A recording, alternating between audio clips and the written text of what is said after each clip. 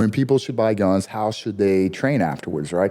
I wouldn't choose a shotgun for like clearance as much as I would barricading. If you get hollow points, don't get the bonded hollow points because those will travel through more walls versus the non-bonded will kind of frag a little bit. And I believe in stitching up. I like going from the hips to the head, just in case they have body armor on too.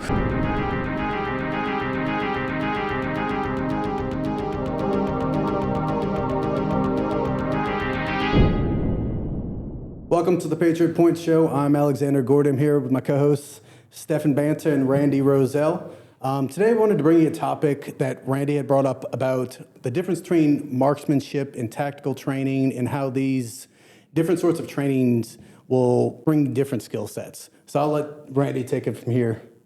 Yeah, so as a firearms instructor, and former SEAL, retired SEAL, I get asked the question a lot, when people should buy guns, how should they train afterwards, right? Because especially here in Texas, we have a lot of gun owners, and we have a lot of people that are looking to buy guns, especially, and we keep getting more and more people move to Texas, and they're like, oh, great, now I can finally own a gun, right? And a lot of people have this misconception of, okay, I've bought a gun now, and I've gone to the indoor range, and I put some holes in paper. And I just want to kind of educate the audience that just because you now own a firearm and just because you've been to an indoor range and you've put some holes in some paper or some cardboard does not prepare you for actual reality. So there is a difference between marksmanship shooting, which is what we typically see at the indoor range, right? People are trying to keyhole, right, their targets. We have tactical shooting, which is, more like what operators do, SWAT teams, SEALs, your different special forces. We have defensive shooting, which for people that conceal carry is what they really look at doing, defensive shooting. And then we have competition shooting, which, is really just speed and accuracy. And the difference between those, and I think you can learn a lot from a competition shooter. Definitely some of the best shooters in the world. When I was a SEAL, I was fortunate enough to be taught by the number 1 and number 2 6-hour shot in the world when it came to pistol. And these two guys, Rodney and Ross, would alternate the titles back and forth between each other, and I got to learn from them. And it was really cool to have somebody that level of a shot come over and be like, hey, Randy, think about doing this on that. We're like, wow. Right. Yeah, I'll definitely do that. And they were sponsored by SIG to go do these competitions. And literally these guys were like, the best in the world at it. And they taught at the Mid-South Shooting Institute, where I got to go to that. And so it was really amazing to be taught by people their skill level.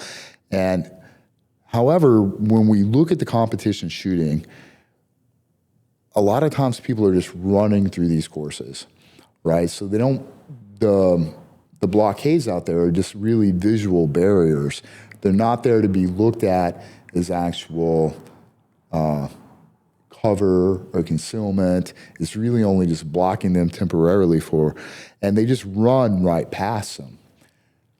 Right, so it's about speed. It's about everything is about speed, about going through, knocking down the targets as quickly as you can, right? And in reality, we may have to shoot someone multiple times, right? In reality, you don't just want to bust around that corner. You would much rather pie that corner. So even though competition shooting can make you a great shooter and it's fun to do, right? There is a difference between that and tactical shooting. In tactical shooting, we're looking a lot about, how we want to shoot the person, right? And I believe in stitching up. I like going from the hips to the head, just in case they have body armor on too, right? So when we look at tactical shooting, I'm looking at facing an enemy. This is at least as well armed as I am, right? So if we learn to shoot hips to head, right, I can hit them in the pelvis. I've broken them structurally, right? As we go up, if I do hit the body armor, well, I've already broken them structurally. And if I go all the way to the head, then I've hit the central nervous system, right? I've turned out the light switch of the body. So, and we focus on magazine changes, we focus on taking a knee, we focus on malfunction drills. So this is where we talk into the realm of tactical shooting, because Murphy will always get a vote, right? What can go wrong will go wrong, right? And when we look at the defensive and the tactical shooting kind of together, a lot of people carry or conceal carry, and it always shows like one person and another person like 20 or 30 feet away, and the person is holding at the low ready. Well, we never really get anybody that far away. Most self-defense attacks happen within 7 to 10 feet. Well, thinking you're going to deploy your firearm within 7 to 10 feet is kind of some faulty thinking. You better have some other training with that that's going to allow you to get back to that firearm. All right, you better have some self-defense skills. You better know how to get off the railroad tracks. You better know how to frame or close distance, right? Which is the opposite of what most people want to do during an encounter. Close distance. You're like, wait, don't I need distance to get back to that firearm?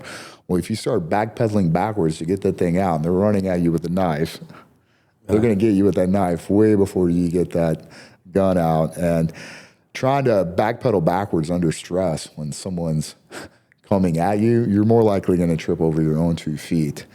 And then you've got that bigger, stronger, or more aggressive attacker on top of you. So when it comes to training in firearms, it is important to go to the indoor range. It is important to work on marksmanship and get those fundamentals down, right? I like to, it's cliche, and I definitely didn't come up with this, but speed is fine, but accuracy is final, right? So we only want to shoot as fast as we can be accurate, but we need to push ourselves that way. So practicing, if you're going to conceal carry, you need to practice from deploying from that concealed carry, right? If you don't want to conceal carry, but you want to have a firearm to protect your house, you need to practice that stuff too, right? A lot of people, I was just talking to my buddy today. He's like, well, I want a 45. I'm like, well, why do you want a 45? He's like, well, because of the stopping power. I'm like, well, if you have a 9mm and it's hollow points, is it that much different? When we look at stopping power, why don't we just look at shot placement? Right? There's a lot of stopping power in shot placement, especially if we're learning to shoot hips to head. I'm like, your average 45 holds how many rounds? 8, right? Yeah, 8 to 10, yeah. 8 to 10, right? Well, you can get a 9mm with 21 rounds in it. Yeah. Right? For a minimum, like 16 to 17. Yeah, 16, 17. So now we got more rounds. And I'm like, you also, if you have another magazine on you, now you're closer to 40 rounds. And my buddy was like, well, why would I ever need 40 rounds? I'm like, well, is it for home defense or are you going to conceal carry? He's like, well, potentially both. I said, would you ever think you may have to shoot your way to cover inside a mall or inside a parking lot? He's like, maybe. I'm like, well, if you've only got 2 8-round magazines, you're going to be out pretty quickly. Right. I'm like, how many people are coming at you? He's like, I don't know. I'm like, why do you assume it's only one? Right. It's more economical, more bullets. 100%. And when it comes to home defense, a lot of people only think it's only one person. A lot of times it's more than one person that is breaking into your house. And when we look at home defense, we have to think a minimum of 3 things, or we're going to be behind the power curve. First of all, if they break in to your home when you're there, they're there to hurt you and your family. They're not there to rob you. If they're going to rob you, they'll rob you when you're not home. So you have to assume if they break into your home when you're there, they're there to hurt you and your family. All right, so that's number 1. I have to assume that. Number 2, I have to assume they're armed as well. Nobody says they didn't break into my home without a gun, a knife, or a bat. All right, if I don't think they're armed, then I'm behind the power curve. So just grabbing the bat from behind the door and they have a gun, all right? Pretty much. Yeah. Okay, right? I've just lost that fight. Number 3, I have to pretend there's more than one. Because if I only think there's one person and I don't continue the clearance after I've dealt with that one person, nobody says there's not on my way to my kids. Yeah. So I have to continue the clearance once I've engaged the first person and look for the other people. And this is what I don't think that a lot of people who are brand new gun owners think about. You know, and some people want to get into competition shooting, or because they start to find, you know, they go to the indoor range, they're like, oh, that was fun. Oh, I want to do competitions now. But they never really work on the tactical mindset of it. And what is the real reason for owning a gun? So you can protect yourself, your home, and your family, right? When we look at our Second Amendment right, why do we have it? So we can protect ourselves, our home, and our families, and what we believe in. So if you're not training to do that, you know, you're probably behind the power curve a little bit. I agree. Would you say that there's like say a new gun owner, somebody that's looking to be able to defend their home, is there like a regimen or a course of action that you would suggest for them from the immediate get-go so that they're as proficient as possible, as soon as possible, essentially? Yes, train with me. No, I'm just joking. Yeah, train with me, American Warrior Combatives. It's all about comfort level, right? Some people want a pistol, right? Well, what's easy with the pistol? Well, it's easy to go through doorways with the pistol. Easy to pry doorways with the pistol. Some people want an AR. Well, what's great about an AR? 30 rounds, right? You probably don't need that second magazine, you know, even if there are multiple attackers. A lot more stopping power too. Go ahead. A lot more stopping power too. More stopping power, but it also tends to go through a lot more things as well, right? Yeah. So especially now like we got to start worrying. We got to start worrying about the neighbor's house a little bit, right?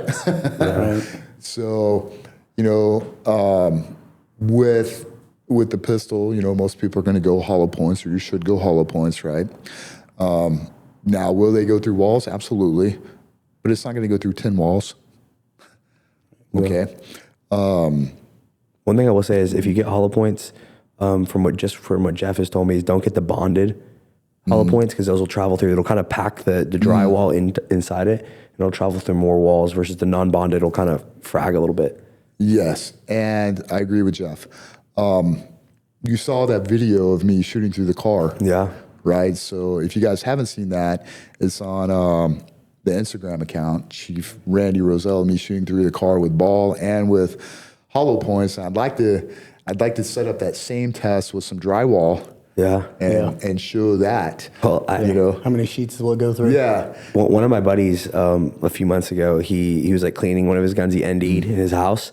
And that was one of the original questions that I asked Jeff for, because he showed me, and it went through, I mean, he showed me it went through 1, 2, 3, it went through like 6. It went through like 3 or 4 walls and like 6 panes, I guess, to draw, you know, separate. It ended up stopping in one of his walls, but I mean, he's lucky. He lives by himself and he lives in a house. Yeah. He's lucky, but he was like, dude, it's a hollow point. It's like a plus P plus hollow point round. But he didn't find the exact round, but we looked at them. They were all bonded. That's when I asked, you know, Jeff, and I guess the lead had just compacted, you know, whatever the material from the walls that it was going through, and turned it basically into an FMJ. Yeah. That's what Jeff was kind of saying, yeah. Dude, you're lucky, man. So, so for our listeners, an ND is a negligent discharge. Yeah. Some people call it an AD an accidental. There's no real such thing as accidental. They're negligent. Yeah. If you're a gun owner and you're sending rounds through, especially when you're cleaning your weapons, and as you clean your weapons, always ensure that they're clearance safe. All right. The magazine is out, and there's no round in the chamber. I heard this one thing. It said that the 2 scariest noises you can hear is when you pull the trigger and it goes click instead of bang, or when you pull the trigger and it goes bang instead of click. I can imagine. I would agree with that. I can imagine. Yeah. We call that a dead man's gun when you go click instead of bang, and that's why we always do a press check every time after we load the weapon, especially if you're going to conceal carry, right? Yeah. If you go to pull that thing and you go click and they go bang, well, not so good. You just lost that gunfight, right? At home ballistics test. That's joking. And then some people want a shotgun, right?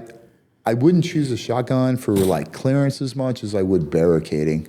Yeah. So, you know, every family is different. Every situation is different within people's homes. Some people have to get to their kids, right? And that's their number one priority. So your clearance is going to be a little bit more noise driven, right? Versus like what I would do as an operator, it wasn't noise driven, right? I was just wrapping people up in the middle of the night. My clearance was driven by my mission. Right. At home, it's going to be like, okay, I heard the front door get kicked in. I heard glass break. That's where I'm going to go to first, but I can't get mud sucked. I can't just run to that area and have someone come up behind me. However, my wife would barricade, right? She doesn't need to come out there with me, right? I want my kids to barricade. So if you're like a single person, and it might just be best to lock your bedroom door, to grab that shotgun, barricade in your closet, barricade behind your bed, you know, and just aim it at the door. And if that comes in, boom, right there, you know, and that gives you time to call the police, you know, hopefully time for them to show up. But the average response is like 15 minutes. So good luck with that. And again, that depends where you live. Yeah, for sure. When seconds matter, police are only minutes away. Yeah, so, exactly. I like that saying. So we always have to expect a self-rescue, right? We can't depend on others to rescue us. We can't depend on the police. I mean, I love police officers. They have a very difficult job, but they can't be everywhere at once, right? No. And that's just the truth of the matter. And it takes seconds for someone to hurt you and to hurt your family. So just realize what situation you're in. Realize, you know, what weapon would be best for you, what you're comfortable manipulating at night, right? In low light or very little light, you know, ambient light, you know, and people ask me about lights or lasers. They can be beneficial, just don't run around with them on. Yeah. Right. Because all the bad guys got to do, remember, shoot at the light. Is shoot at the light and then most likely hit you too, right? Especially if you've got the pistol in front of your chest, right? And you're scanning. Like this. So, yeah, exactly. I mean, not only that, if you're both in the dark, but you have flashlight, they see you coming. That's my whole point with that, right? Like I've totally given my position away. Yeah. Shouldn't run around with PPS 31s. Right. Yeah. So with that, just, you know, for our listeners that are new gun owners or maybe even seasoned gun owners, and that they haven't thought about these things yet, think about doing some tactical training. Think about coming up with a plan with your family for home defense, right? Everyone's got their own roles and responsibilities, and, you know, whether you have older children or younger children, you know, what do you want your wife to do? You know, what do you, you know, if you're a single woman, you know, how are you going to protect and defend yourself? You know, for years I was deployed. So even though my wife was married, she was single, right? We had to have a plan for her, you know, or we say she was a married single mother with a luxury of 2 paychecks. Yeah. Right. Yep. But, you know, these are all the things to consider. So if you ever do find yourself in this situation, you're not behind the power curve. You have built mental slides before, and you're just more prepared for the evil that's out there. Mm-hmm. Makes sense. The best place to go train is with you, I'd say, to start. You know, I might be a little biased, but yeah, American Warrior Combatives. You know, I have my website, awctactical.com. It's under the events page. But of course, I'd like people to train with me, but train with someone, right? It's not everybody lives in DFW, but just, you know, wherever you live, wherever you're listening to this at, don't just think that buying a firearm is end all be all. You have to get training with it. You have to come up with your own plans and think about the situations you're going to carry it in.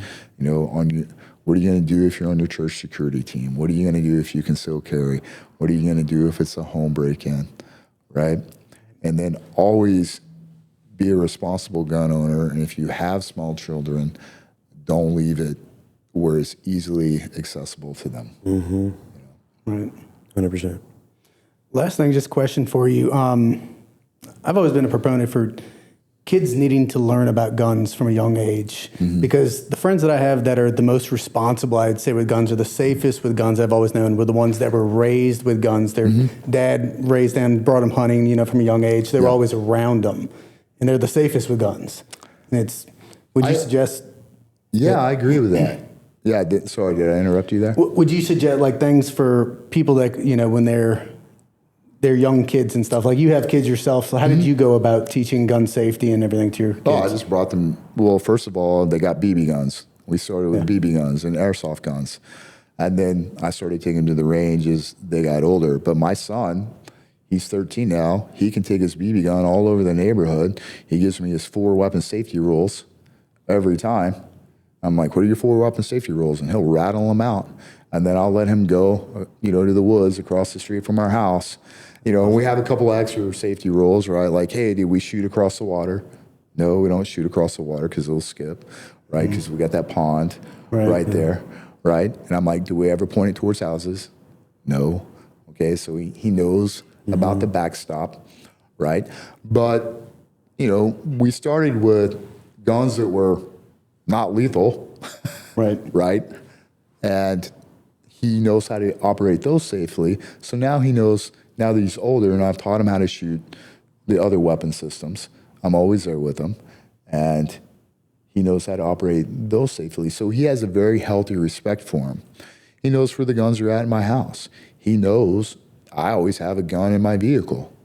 He knows it's not a toy. He knows it can kill him and kill someone else. And I've educated him with that since a young age. And he knows if I ever found him playing with it, he wouldn't be able to sit down for a week. So, yeah, I think, I've gone into a couple people's houses that were new gun owners and went over a home defense plan for them, and they had kids. And the first thing I did was bring the gun out, show it to the kids. I took the mystery away from it. Right. Like, hey, this is a firearm. This is not a toy. This will kill you. This will kill your siblings. This will kill mom and dad if we think it's a toy. All right, this is only for mom and dad. Now you know what it looks like. You don't have to go look for it. You don't have to play with it. You don't ever show this to your friends. All right, this is your family secret. So I took the mystery away from it, especially with boys, right? Boys are like, we're curious, right? Girls don't care. They're like, meh, whatever, right? The boys are, a gun? I want to play with it. I want to touch it. I want to see it. I want to, Yeah, and I'd say most people probably, because you see it in movies, you see it in society, guns are, portrayed in ways and stuff. And so I think a lot of people, they just don't have the knowledge or have ever been taught. So it's just, like you said, you remove the mystery from it, and that just makes, this is a tool. This is not a toy. Yeah, this is a home defense tool. Yep.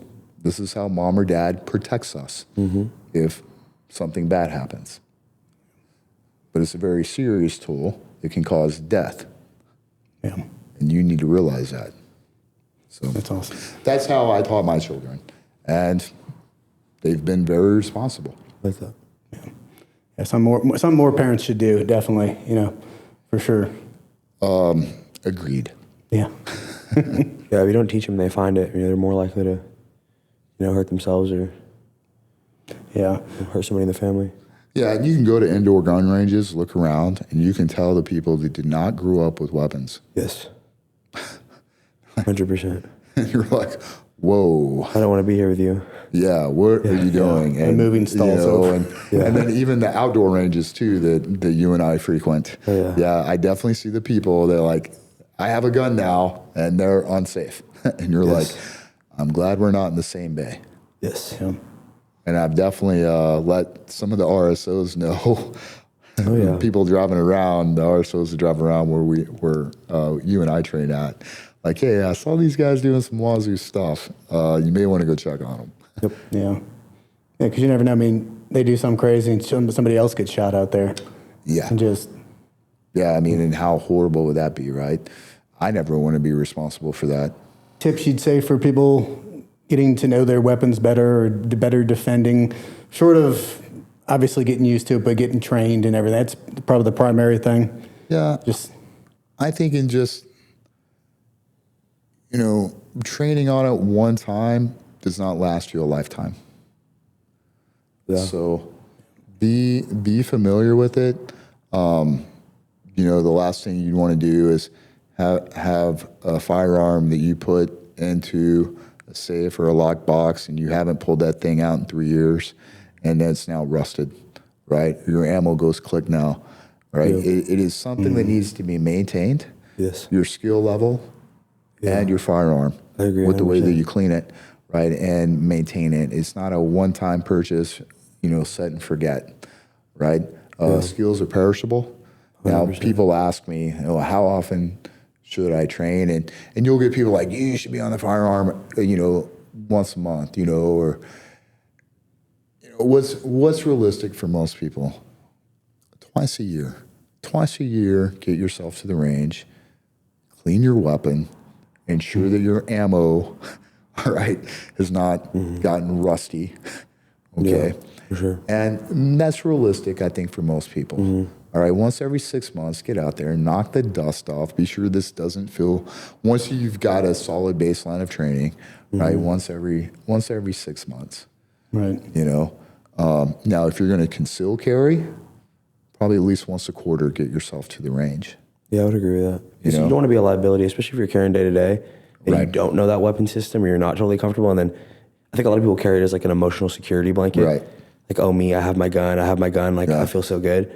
But I'm like, if you actually have to pull that thing out and actually get to work, do you feel confident? That if your mom's in the room or your girlfriend's in the room and the guy's standing 3 feet to the right of her and you take that shot confidently, and it's not a hard shot, and you do that without smoking your girlfriend or, So I think once a quarter for concealed carry, and then once every 6 months with your family, refresh your home defense plan, and be sure your firearm is still, functioning. I would say like it's a responsibility, right? Like if you're going to conceal carry, like you should be an asset versus a liability to everybody around you. That's what I always think. Like I know, because I train quite a bit, and I'm not LE or military or anything, but just like if I'm, like I always say that like if I'm in a mall, the mall is safer. Yeah. Because if I'm in a parking garage, the parking garage is now safer, and not that I'm, some superhero or anything like that, but just, I know, I'm willing to protect and defend myself and others around me if the need comes to it. And so I always feel more confident. Like, let's say I'm in a mall, I'm like, oh, well, if I need to, I could defend myself if I had to here with my hands or with the firearm. Or others. Exactly, right? Yeah, that's the thing. I could protect everybody in here. That's kind of, that's right. That's just kind of thing being like a sheepdog, as overused as that word is, but that's all of us, right? Like, especially you, like if you're anywhere, it gets way safer. Yeah. That's like a cool thing, but that's like, but that's also what you do. And I think like, I don't know, this will get into other topics, but I think every man should be able to do that. Right? I think that's like, to have like man card, as cliche as that sounds, I think you should be able to protect and defend those around you, or at least because I remember I talked to somebody, and that's why God gave us our strength, by the way. Exactly. I agree, for sure. I agree. And I was talking to him and I was like, oh, I carry my gun all the time, so I don't need to train martial arts. I don't need to train hand to hand. Yeah, that's some faulty thinking right there. I agree, right? And so I think it's kind of a 3-tiered approach. Like you need to have relative hand to hand skills enough to be able to at least feel confident that if you get grabbed, right? Or, you're at the bar with your wife and somebody slaps her ass, like you have to react, right? You have to do something. Yeah, you're not going to pull your gun and shoot them. You're not going to pull your gun and shoot them, right? Right. So you have to, even being able to take a punch or whatever, you have to know a little bit of physicality. And then I think, if you're going to get into the concealed carry thing and carrying a weapon, whether it be a blade or an etched weapon or a firearm. And then the third tier is medical training. You should have a little bit of skill acts. If you have the ability to really hurt somebody, you should also have the ability to help somebody, right? Yeah. Even in the sense, like we carry, you give me that med kit and I carry tourniquets. I was already carrying like a, kind of a makeshift med kit in my car, but it's like, it's way more likely I'm going to get into a rollover and I'm going to have like a massive bleed on my leg, or I'm going to pull up. I mean, you remember I pulled up on that car accident, like a pretty, traumatic car accident that I kind of pulled up on, this pedestrian and gotten hit. But like that happened. I've never shot anybody, thank God, right? But like I've pulled up on like 2 or 3 massive accidents where I was pulling people out of their cars and stuff. Like it's way more likely I'm gonna have to offer aid in that scenario. Right? It's kind of like people, they don't have a fire extinguisher in their house, but they got an AR-15 with a suppressor and a pack. Yeah. It's like, so you spent 10 grand on this rifle, but you're 20 times more likely to die in a house fire than you are in a home invasion, right? And so I don't know, I think just like having just the basic skills is super important. Yeah, and I teach all of those. With exactly, yeah, you're kind of uniquely qualified being a former firefighter. Yeah, I kind of bridge those gaps. Yeah, 18 Delta. That's what Tristan, our mutual friend Tristan Gazelle said. He was like, you actually bridge the gap between firearms and jiu-jitsu. Yes. You know, That's another thing too I say about you is, self-defense. like I don't even see you as an instructor. I see you as more of an authority, kind of like how you were saying you were talking about it, because you've kind of blended all of them together in a really holistic way, holistic violence, right? Yeah. This kind of thing. But you're a protector. You're not like when I think of you, I don't think of like a violent man. I think of more as like a sheepdog, a protector that is capable of great violence, right? Like that's the thing. Like a good man isn't a violent man, but he's capable of great violence. Yes. Like that's kind of the whole thing, you know? And I think that's huge. Cause it's like that Jordan Peterson quote. It's like, a good man is not a harmless man because his default is to be good because he has no other option. Right. A good man is a man that's capable of violence, but chooses to be good. Right. That's capable, you know? So. Yeah, I agree. Absolutely. And yeah, obviously I believe in it very much. And I do like that synergistic approach, right? Know hand to hand, know how to defend yourself, know how to use a firearm. And then anybody's capable of pulling a trigger, but are you capable of going over there and saving a life as well? Right? And, you know, if you have those three abilities, all right, you're kind of doing that whole sheepdog approach that you're talking about. 100%. Not to, you know, talk about sheepdog, but yeah, for sure. You know, I agree. Their mission, even though I would do things differently, is a noble one. Yes, for sure. Right. Yeah. And just that word, like the sheepdog, right? It comes from an actual sheepdog, you know, protecting the herd. Well, it's funny, you know, it came from the Chris Kyle movie, right? American Sniper, and then they just kind of snagged it from there. Yeah. So like one of my college buddies, he was telling me, he's like, man, he's like, we were having this conversation last night actually. And he was like, he's like, one of the reasons I started training was I was hanging out with this girl and this guy like shoulder checked me pretty hard. I kind of turned around and she's like, hey, please don't. He will beat your ass. I know that guy. Like you have no chance. He was like, I need to start training. And I was like, yeah, I mean, that's noble, right? Like, you know, you like as a man, you should be able to, you know, I'm not saying you have to be like a pro fighter or a Navy SEAL, right? You know, or Air Force or whatever, right? But confident, you know, be able to walk with your shoulders back and say, hey, I can take care of my woman. I can take care of my kids or whatever else.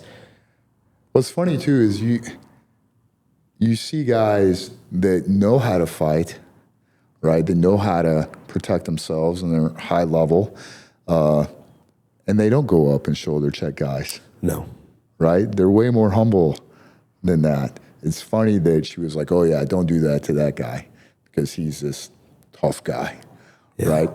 He probably actually wasn't. He just portrayed himself that way. Yeah, for sure. And even all those college guys, the tough guys, it's like bluff. That's the thing, right? It's like and also I would also say there's a big distinction. Like that is something like he did the right thing by not starting the fight, right? Because that's just like that's a college fight. It's unnecessary. Yeah, you're more likely to just get a concussion or get arrested or something dumb. I think there's two, like the schoolyard fight you're saying, like the shoving match. Yeah, that's more along in that way versus like an actual fight for your life. Where you know, thankfully I've never been in one of those.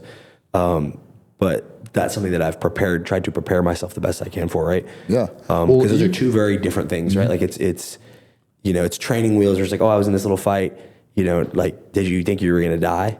No. Okay. Then it's not a real, you know, like I do martial arts. You know, like even guys that are like, oh, I fight professionally. I'm going to war. I'm like, well, I mean, you're stepping into a cage with a referee and cameras. Like it's more than I do, right? Like me is more of like the grappling side of things. That's a match. It's a competition. It's a combat sport. Yeah. Right. But like there's tiers. You're going to get hurt. It's like right. Like it's the potential for your injury is higher. Yeah. It's a sliding. It's a spectrum, right? Just a jiu-jitsu match. Yes, but it's a spectrum. You get head kicked. You could theoretically die, right? Yeah. But it's not like somebody's not going to decapitate you and parade your body around or something, right? Like that's a. They're not going to pull a knife and try to stab you. Yes. When you pull them into their guard, they're not going to try to bite your cheek or your nose off. Yes, it's just a little different, right? Yeah. You don't have to worry about their buddy coming along and stomping your head in. Yeah. Right. Or shooting in the back of the head or something, right? And so things are just a little different. Yeah, and when the match is over, they're not going to show up the next day and try to shoot you. Yes. Right. And even outside of the war thing, even outside of like being on the overseas thing, like even the different tiers, like you in your home and somebody home invades you, or you're in your car and somebody carjacks you, like, okay, well now like you have a potential to be like killed and your family has a potential to be brutalized and killed, right? And so that's like a different level, right? Because like obviously you being a SEAL overseas, from my perspective, it's like you're kind of more in that aggressor role, like you're going out to get HVTs or whatever, right? And you're going out there and you're doing the home invasions, right? Or or even if you're ambushed, like it's a fight, right? But it's like highly trained elite guys versus other guys that are trying to kill you. But it's like, it's a battle versus like when somebody comes into your domain on your turf, you know, and tries to like, you know, brutalize like your daughter or something, right? It's a totally different level of like the violence there, like could even be more, right? Like, you know, because at least overseas, like you signed up for that, right? Like that, you wanted to be a Navy SEAL. You know, Joe Schmo in Forney or whatever that gets home invaded, like he didn't want that. Now you have to be prepared to go from average civilian 9 to 5 to like being able to, like one of my buddies that I used to train with, normal guy, mild mannered. His name is David. It was a long time ago when I first started jiu-jitsu, but he made it into the paper because 2 pit bulls in his neighborhood attacked his children in his front yard, and he decapitated both dogs with a pocket knife. Good for him. Good for him. Yep. And it was just, and he was like the most nerdy computer. I think he worked in like some tech job, like the most like in like the analytical side, like he wasn't talking to people. He was just in a desk job, like 9 to 5, kind of pudgy, like blue belt, just got his blue belt. And he like took out like a little folder and just hopped on these dogs and just cut their fucking heads off. And he was just like, yeah, is my kids. Like, you're not going to do that. Yeah. You know, and I get chills still when I talk about the story, but it's just funny that he like that takes a minute. Takes a second. Takes a second. Like to completely cut the head off. Like they were probably dead. Yeah, I think he was just sawing. And completely probably out of his mind a little bit. Completely raged out. Fear. Yes. To save his children's life. Yes. But yeah, the dogs are probably way dead. Yeah. But does everybody have that capacity? You know, like that's something that every father should be able to do. Right. Whether that dog be a bipedal, you know, that'd be a human dog, you know, or like, you know, but that was just such like I get it, man. Like I get it. Yeah. You know, like what's funny is, you know, we've had that segment of me talking about training gi and no gi, right? And there were some comments on there. It was like, why don't you just put 5 rounds in the guy and then that's it, you know? And other people are like, gi, not gear, and blah, blah, blah. And it's funny because you read some of these comments that people write and you're like, you've obviously never operated. Yes. Right? I didn't see any Navy SEAL in the comment or SOF or any military guy in the comments. Here's what they don't get. Like, you wrap up way more people than you shoot. Yes. Right? And when I go in to wrap people up, right, my rifle's normally slung behind my back so I can get zip ties on them when they're sleeping. Now, Stefan, I break into your house at 2 o'clock in the morning and I'll wake you up from a dead sleep in the middle of the night. How hard are you going to fight? Pretty hard. But aren't we already engaged? Yes. Didn't I already put my hands on you? Oh, yeah. Right? Oh, yeah. So to think that you can't grab part of my kit quickly. Yep. Or it might be a woman. Might be a woman. You're going to plug a chick with 5 rounds in her face? Like, no, you're going to, right? Like, right. So it's just kind of funny. You know, I look at some of these comments and people are like, well, why are you, you know, trying to do jiu-jitsu? I'm like, I'm not trying to do jiu-jitsu on people. I'm wrapping people up, putting zip ties and zip cuffs on them, all right, so we can get information from them. I'm actually being more humane than what I would. But guess what? Our rules of engagement, we don't shoot people that are unarmed. Yeah, you're not standing over someone. Right, I'm not going to execute someone when they're sleeping, when I break into the house in the middle of the night, just in case we may fight when I go to zip tie him. Yeah. Right? Just ignorance, right? It's like, if you haven't been there and done that. It's that, but, you know, you don't have, how hard grown men fight in the middle of the night when you've broken into their house. I can imagine. To wrap up them and their family. That is a different fight. Yeah. You know, how hard would you fight? A rabid dog, Right? Yeah. And then you can't tell that I'm completely armed. You can probably feel that I'm in body armor, right? Yeah. But like, you know, you're startled. Yeah. Right? Yep. You don't know that I have a gun on you or don't have a gun on you. You just feel me trying to pin your arms behind your back. You feel my body weight hit you. Yeah. Right? But then, you know, you were dead asleep. Yeah. You're going to fight. Right? And we're already connected. Yep. So just breaking contact and shooting you with my pistol or unslinging my rifle because you fought me back some. Yeah, it doesn't. Yeah. right? They're like, was he armed? No, what? You couldn't handle him? Yeah. You know, so these are You just executed a now if sleeping you get guy, on yeah. top of me and like, Yeah, you know, things we're change. completely Yeah. going at it. And do I have buddies in there too? Yeah, but they're often wrapping up guys as well. Yep. Yeah. You know, and are they cleared to take shots if, you know, we're grappling? Right. Exactly. You know, see, these are all things where combatives comes into, and this is what I was talking about with gi versus kind of no gi. Now that guy's probably not in anything at all that resembles a gi while he's sleeping at night. And even though I'm not in a gi, Yeah, you got to grabbing my kit Yes. is very much like grabbing the collar of a gi, and grabbing. You know, my sleeves that are generally folded up a couple of times Yeah, for is sure. very much like grabbing that. And if you grab my chin strap, and this is what I'm talking about, I better be comfortable with you getting your hands on me and knowing how to negate this. Yes, And I agree. still wrap you up so we can get intelligence from you versus just pulling my gun and stabbing you or pulling my knife and, you know, pulling a gun, cutting your shooting you, head yeah. off, right? Yeah, exactly. Like, so people just don't think about things They like don't. that, you know, and you even get veterans there that are like, blah, blah, blah. And I'm like, okay, you've never actually wrapped up the enemy at night. Yes. Right. Yeah, even from like a You know? civilian perspective, which I'm, you know, obviously I've never even thought about doing that, but like we've all been in a bar or whatever, and somebody grabs your jacket and says, "What's up, dude?" or something. Like, Yeah. yeah, you got to know how to move a little bit and how to, you know, like And that's why I think it you was don't fight important. naked people, right? Like, Yeah. you know, like obviously no-gi is like a tight lycra shirt and, you know, shorts or whatever. Well, not only that, but I was talking to somebody the other day. They were asking about no-gi. They're like, well, you know, most people aren't like that. I'm like, when I'm like this, I'm not collar tying people. No. I'm striking. Yeah. I'm getting back to my knife. When I'm like this, I'm doing combatives. Yes. I'm not grappling. Yeah. No. Yeah, same. Right. I'm not going on the ground with anybody. You know, my Exactly. jiu-jitsu The and best my I wrestling can do becomes to- basically like a good sprawl. Yeah. And like punches and strikes. And Right? sometimes I might be behind the power curve, right? You might have me in such a bad position that I have to take the Yes. fight to the ground. But we're not going to be there long. Yeah. Yeah. You know, I got to get back. I got to deal with you quickly Yes. and get back up because I never know where that next attack is coming from. 100%. And I would also say like your mindset too is more for that second degree of violence, right? Because like maybe like again like people that are listening to this that are like closer to my age or whatever, like oh what if I go to the bar? Like you know I hear this from my students, I hear this from guys that I went to school with. What would you do if a guy got beat? You know I was like oh I would just shove him off of me, right? Or like I would you know maybe twist his arm just to say get off me, man. Yeah. Versus like the mentality I think that when we do combatives training or when you're teaching me, it's more like I'm at the gas station and I'm getting stabbed.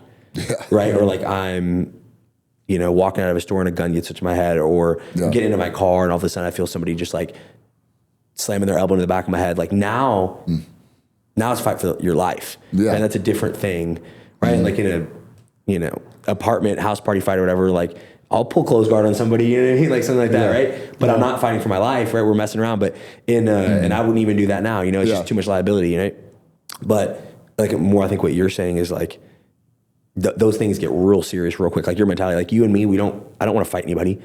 Yeah. You know, if you bump into me, I'm like, oh, my bad. Like I went out the other night and people kept bumping me. I was like, oh, pardon me. I'm the friendliest person ever, right? I don't want any problems with And anybody. you're confident in your own abilities. Yes, exactly. So you don't have to peacock Yep. anymore, right? Yep. You don't have to show everybody how tough you are because you know it. And that breeds a quiet confidence Yes. that you don't have to. People are less likely to do throw anything. out there. I would much rather, I don't go to bars anymore, but if I did, if somebody bumped into me, I'd much rather buy them a beer Yeah. than Exactly. start a fight, Yeah, right? somebody bumps you, my bad. Like literally saying my bad, pardon me, Yeah. probably kills like 90% of bar fights. Yeah. I hate bar fighting Yeah. scenarios. Why did you bump into me? anyways, Didn't mean to, man. Right. My bad. Oh, okay, have a good night. Because I should be able to de-escalate that. Yeah. Now, you can't always, Can't always, that's true. but Most of the time, 90% when of the I time. teach people self-defense and when I teach people combatives, I do not use bar fighting scenarios. Yeah, because they're avoidable. It's the whole thing, right? It's Right. like that's not like I don't even see that as combatives. Like that's just people being dumb and fighting. Yeah. Like combatives is like I think it's unavoidable and it's incredibly violent. Like I don't know if you would. Someone is evil and intent on hurting you. Yes, that's different, Period. right? It's different than he bumped into me. Yeah. He spilled his drink on me. Yeah. Right, or he came up and talked to my girl. Like that Yeah. shouldn't even be a fight, right? But like you know, again, like you said, evil people intent on, you know, hurting you or your family. That's just a different level. That's a different mindset even, right? I think when you start training for that, the other fighting kind of, it's like, oh, that's dumb. Yeah. Right. You know what I mean? It's kind of like, oh, like I'm learning this. So I should, you know. Should be the mature person that can de-escalate. Yes. Because, you know, look at your skill level, Stefan. What if you accidentally killed someone? Yeah, and I've thought What of if that you too. accidentally did a, you know, not accidentally, but you double leg somebody. And their head smashes And into their a head, curb. hits the concrete. And it can happen quickly, man. Like I've seen nasty fights. Oh yeah. Right there, right? Oh yeah. Over what? Nothing. Nothing. They Exactly. weren't in your house. Yeah. You know? Yeah. So it's just things to consider. It's Well, I agree. way better Yeah. to de-escalate and walk away from things. Yeah. That when you can. We all know You can't buddies. always, Yeah, But exactly. when you can, it's the best thing. And we all know buddies too. I mean, you know, right? We all know guys that have assault charges or have jail time. It's like, I don't want to do any of that. No. I want to go home to my nice bed and go to work in the morning and Yeah. live my life, you know? And so it's, you know, I think like that, but then that's the thing, right? Like being a good man is having the capability to hurt people, but saying, no, I'm going to be a defender versus a, you know, Yeah. I'm going to be more on the protector side than the, you know, protagonist versus antagonist, right? Absolutely. 100%. Words of wisdom. Yeah. Honestly. Well, thank y'all for joining the Patriot Point show today. We hope to see you next time. Remember to like, subscribe. It really helps us to get more content out there as we get more viewers and everything. So we hope to provide y'all as much value as possible. And we'll see you next time. Thanks.